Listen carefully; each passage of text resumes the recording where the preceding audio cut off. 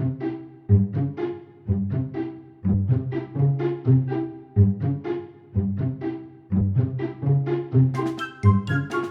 to dive in? Today we are tackling I/O psychology. Tackling is right. This book you sent us, Introduction to Industrial and Organizational Psychology. It's a beast. It really is. So we're going to do what we do best here, give you the need to know, the good stuff, Yeah.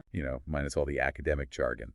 Consider this your crash course in IO psychology. Exactly. We're talking about understanding the human side of the workplace, like how to hire the right people, Boost motivation. navigate those, shall we say, interesting office dynamics. And maybe even find a little more satisfaction in your own 9 to 5. Okay, but first things first, what as I/O psychology? Well, the book defines it as basically how people behave at work. Okay, but there's got to be more to it than that, right? Oh, absolutely. It takes those psychological principles and looks at how we can use them to make work better for everyone involved. So it's not just about, like, analyzing people's coffee breaks. No, think of it more like we know this about human behavior and motivation. Now, how do we apply that to the real world? Like offices, construction sites, you name it. And this book doesn't just focus on how things are. No, it goes way back, traces the whole evolution of IO psychology from where it started to the challenges it's facing today. Speaking of challenges, there's a whole section on future trends. Oh, absolutely. And some of these are seriously relevant to, well, everyone. Like what? Give us the highlights. Well, one of the biggest ones is AI in hiring. That's huge right now.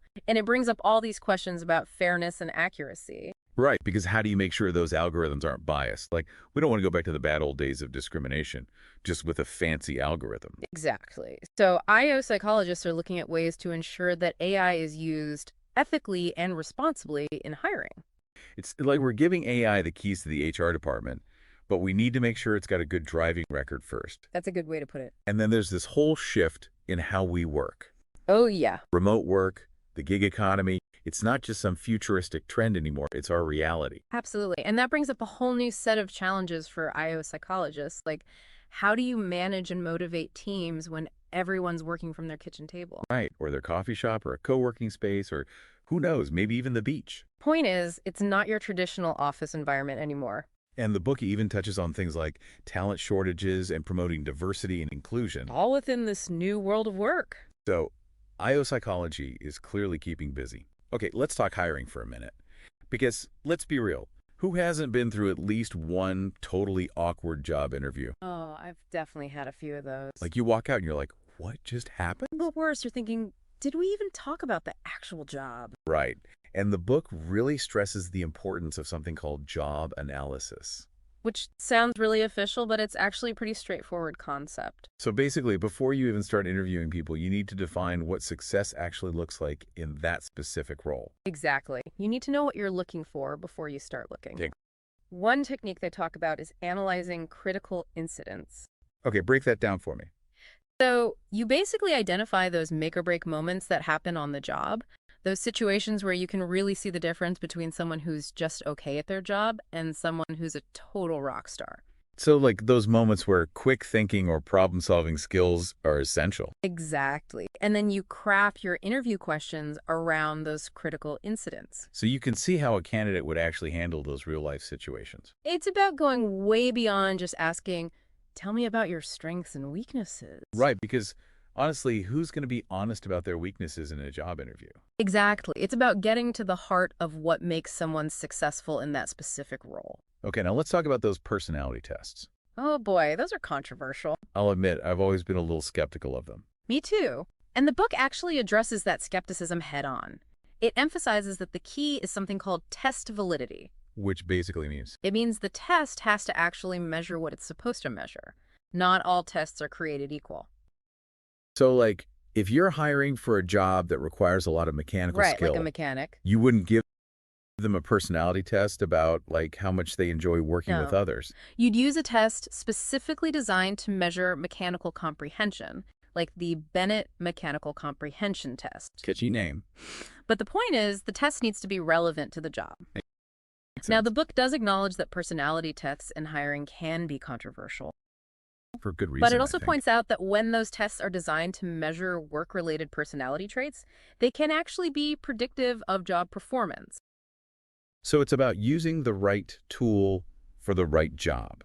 and making Yeah, sure that tool is actually exactly. calibrated Otherwise, correctly. you're just getting a bunch of random data that doesn't tell you anything useful.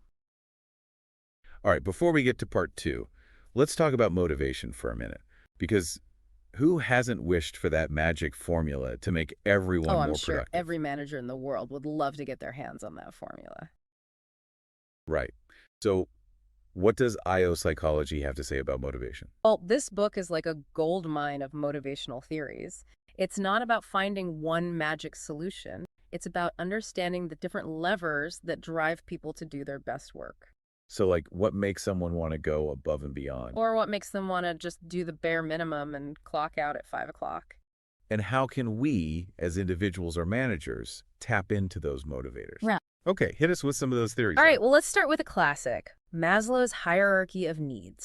Ah, yes, the pyramid of human needs. Exactly. Everyone's heard of it, but how does it actually apply to the workplace? Yeah, because it's not like we're all worried about having food and shelter while we're at the office, Right, right? well, at least not usually. Hmm. But Maslow's theory suggests that we're motivated by this hierarchy of needs, starting with those basic needs like food, water, shelter, The essentials. and then moving up to things like safety, belonging, esteem, and ultimately self-actualization. So where does work fit into all of that? Well, think about it this way. If someone is worried about their job security or if they don't feel safe at work, those basic needs for safety and security aren't being met, right? Right. And that's going to make it really hard for them to be motivated by anything else. So you're saying that before you could even start thinking about motivating people with things like recognition or challenging projects, You need to make sure those fundamental needs for safety, security, and even belonging are met. like you can't expect someone to be excited about a company ping pong tournament if they're worried about getting laid off. Exactly. So it's about creating that foundation of basic needs before you can move on to the higher level stuff. Precisely. And once those basic needs are met, that's when you can start tapping into those other motivators. Okay, what else? What other motivational theories are we working with here? Well, another big one is goal setting theory. Which sounds pretty self-explanatory. Right. Set goals, achieve goals, everyone's happy. I'm guessing there's more to it than that. There is. The book points out that it's not just about setting any old goals. Those goals need to be specific, they need to be challenging, but achievable. And importantly, people need to be involved in setting them. Ah, so it's not just about the boss coming in and saying, all right, everyone, this is what we're No, doing. not at all. When people have a say in setting their own goals, they're much more likely to be motivated to achieve them. It's about that sense of ownership. Exactly. They're not just working on someone else's goals, they're working towards something they helped create. Which makes sense. People are generally more invested in things they have a hand in creating. It's human nature, and it's a powerful motivator. All right, so we've got Maslow's hierarchy of needs. We've got goal-setting theory. What other motivational gems does this book have in store for us? Well, we can't forget about good old-fashioned rewards. Ah, yes, the carrot and the stick approach. Right, and that ties into what's known as reinforcement theory. You know, like Pavlov's dogs. Ring a bell, get a treat. Except hopefully we're not training people with bells and treats at work. Although, a little positive reinforcement never hurt anyone. True.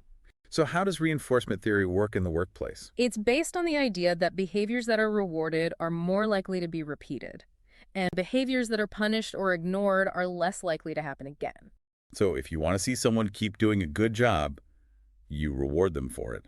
And if you want to discourage a certain behavior, you use negative reinforcement. Exactly. Now, the key here is consistency. So you can't just reward someone once and expect them to be motivated forever. Nope.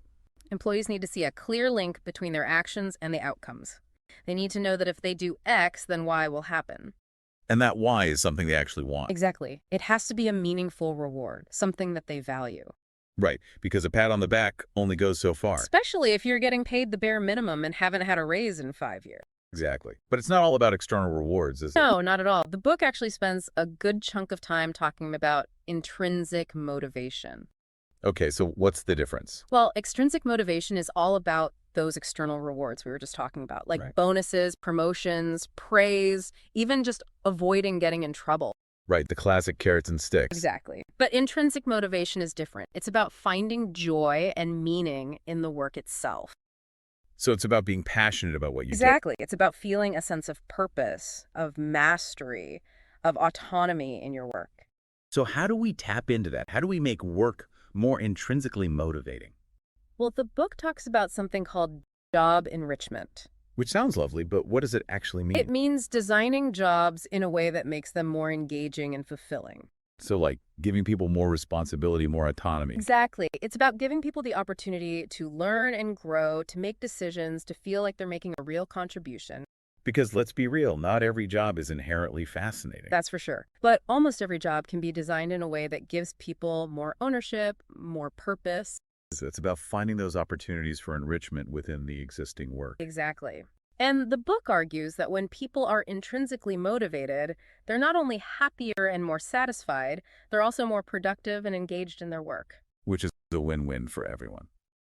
Okay, let's shift gears a bit and talk about some of the not-so-fun parts of work. Because let's be real, it's not all sunshine and rainbows. Definitely not.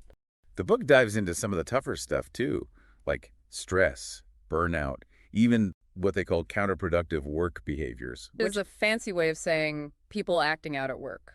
Right. So what does IO psychology have to say about all of that? Well, it starts with understanding that these negative aspects of work are real. They impact not just individual employees, but the entire organization. So ignoring them is not a viable strategy. Definitely not. In fact, the book argues that addressing these issues head-on is essential for creating a healthy and productive workplace. Okay, so let's start with stress. What are some of the key takeaways there? Well, one of the big ones is this idea of person-environment fit. Which basically means, It means that there needs to be a good match between a person and their job. so like, if you're someone who thrives in a fast-paced, ever-changing environment, you'd probably be miserable in a job that's very slow-paced and routine-driven. Exactly. Or, on the flip side, if you really value predictability and structure, you'd probably find it stressful to be in a job where everything is constantly changing and chaotic. Right, it's about finding that sweet spot where your personality and work style align with the demands of the job. Exactly. And the book emphasizes that this responsibility falls on both the individual and the organization. So, as individuals, we need to be honest with ourselves about what we need in a job. And what we're willing to tolerate. And organizations need to be mindful of creating work environments that are supportive of different needs and preferences. Absolutely. It's not about trying to fit square pegs into round holes. It's about finding the right fit for everyone. Okay, so that's person-environment fit. What about coping strategies? Well, the book talks about the importance of both individual and organizational coping mechanisms. So, like, what can individuals do to manage stress? Well, there are all sorts of things like exercise, mindfulness, meditation, spending time in nature. All those good self-care practices we hear so much about? Exactly. But it's not just about what individuals can do on their own. Organizations have a responsibility to create a work environment that supports employee well-being. So things like offering flexible work arrangements, promoting work-life balance, providing resources for stress management. Precisely. And it's not just about being nice, although that's always a bonus. Addressing stress and burnout is about creating a more productive and engaged workforce. Makes sense. Now, the book goes beyond just job satisfaction. Oh, yeah, it gets into some really interesting territory there.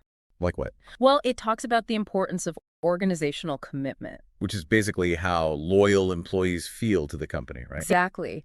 How much do they identify with the organization's values and goals? How willing are they to go above and beyond? Want employees who are invested in the company's success, not just their own paycheck. Exactly. And the book argues that organizational commitment is linked to all sorts of positive outcomes like lower turnover, higher productivity, greater customer satisfaction. So it's not just some feel-good HR concept, it actually impacts the bottom line. Precisely. And then there's this other fascinating concept they delved into, organizational citizenship behaviors. Which is a mouthful. What are those? Yeah, it's a bit of a jargony term. But basically, it refers to all those extra things employees do that aren't necessarily part of their formal job description. So like helping out a coworker who's swamped or staying late to finish a project. Exactly.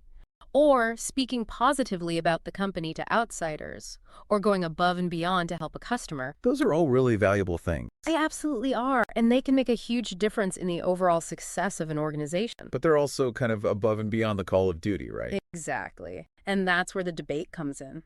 What debate?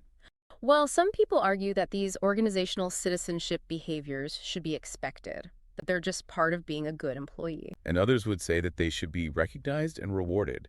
Exactly. Because if you expect people to constantly go above and beyond without any acknowledgement, it can lead to burnout and resentment. That makes sense. So it's about finding that balance between recognizing and rewarding those extra efforts. Without creating an environment where people feel pressured to constantly overwork themselves. Right, because burnout helps no one. Exactly. Okay, I think we've earned a little break. But when we come back, we're diving into the world of office politics.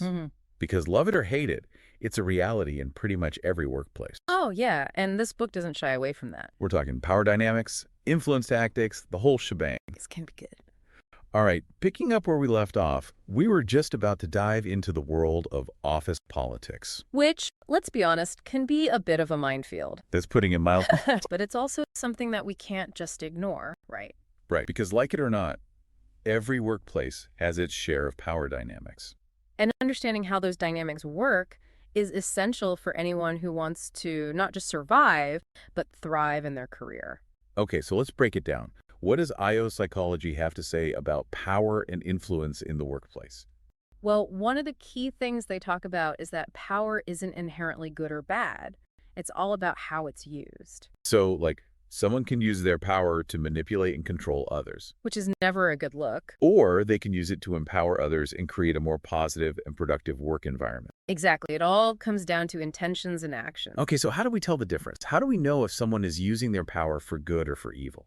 Well, the book breaks down the different ways people exert power, and it basically boils down to 5 main sources of power. 5. Okay, hit me. All right, so first you've got legitimate power. Which is basically the power that comes from your position or title, right? Exactly. So a CEO has more legitimate power than an intern, simply by virtue of their position within the organization. Makes sense. Then there's reward power. Which is the power to give out rewards, right? Right, like bonuses, promotions, raises, even just praise and recognition. Control the goodies, control the people. Pretty much. And on the flip side, you have coercive power. Which is the power to punish. Exactly, like the ability to fire someone, demote them, or give them a negative performance review. So definitely not the most positive form of power. No, it can be very effective in the short term. But in the long run, it tends to breed resentment and fear. Yeah, nobody wants to work for a tyrant. Exactly. Yeah. Okay, so that's legitimate power, reward power, and coercive power. The next 2 are a bit more subtle. Okay, I'm intrigued. Lay it on me. So the 4th source of power is expert power. Which is basically the power that comes from your knowledge and skills, right? Exactly. So if you're the go-to person in the office for a particular area of expertise, people are going to naturally come to you for help and advice, and that gives you a certain amount of influence. Because people respect your expertise. Exactly. And then finally, there's referent power. Which is kind of like charisma. Exactly. It's the power that comes from being liked, admired, and respected by others. So it's not just what you know, it's who you are. Exactly. And people with high referent power are often very good at building relationships and influencing others. So it's not just about holding a position of authority, it's about how you use your personal qualities to influence others. Exactly. And the book stresses that all 5 of these sources of power can be used for good or for evil. It's all about how you wield that power. Precisely. And it's important to be aware of these different sources of power because it can help you understand why people behave the way they do in the workplace. And maybe even help us navigate those office politics a little more effectively. Exactly, because knowledge is power, right? Always. Well, this has been fascinating. Big thanks to our expert for breaking down the world of IO psychology for us. It was my pleasure. It's a fascinating field. It really is. And clearly much more to it than meets the eye. To our listeners, thank you for tuning in to the Deep Dive. We hope you learned a thing or two, and maybe even feel inspired to see your own work life through a new lens. Until next time, keep exploring, keep learning, and keep diving deep.